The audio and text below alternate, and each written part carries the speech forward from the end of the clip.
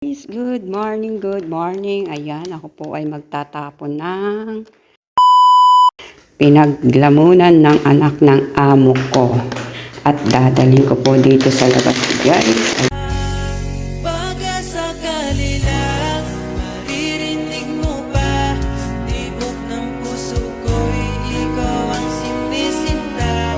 Walang mawawala kung hihintayin ka pa. Ngayon lang to kasi maririnig kita.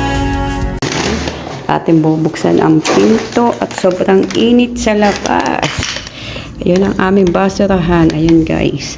Buti na lang at tinapon ng mga lalaksot ang basura. Ayan po ay baho na ng basurang yan. O ayan. Ito po yung basura guys. Itatapon ko na dito sa aming labas. Hanggang dito lang po ang tapunan ng aming basura. At ang nagtatapon po niya ay ang mga lalaksot. At ayan po ang labas ng aking bahay. Aking bahay daw no. Ito po ay yung kabuuang bahay ng aking amo guys. Ayan. At ayan po. At ito po at napakataas ang bahay ng aking amo. Kung mapapansin nyo guys, napakalawak. Ayan. Sobrang laki diba? Ayan.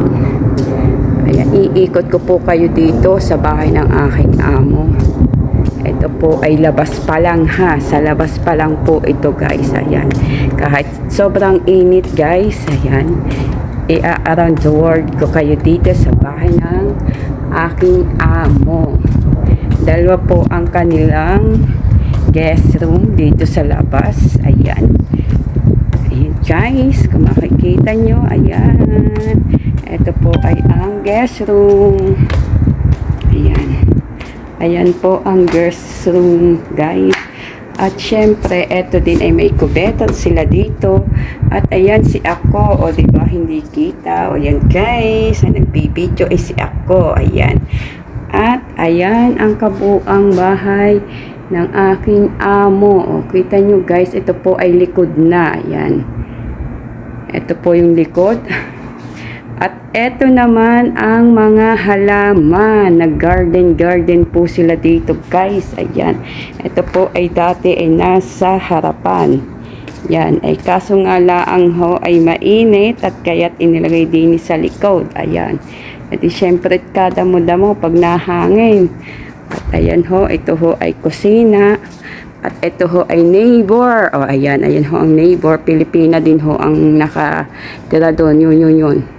Pinay din ho, ayan. Ito ho ay likod pa ng bahay ng aking amo. O, ayan. Neighbor din po yan. At ayan. Ayan po ang kabuang bahay. O, diba ang laki guys? Grabe. Ayan guys. Kita ninyo. Ang laki ng bahay nila. Mapapasana all ka na lang talaga, diba guys? So, ayan. Ayan po ang bahay nila guys.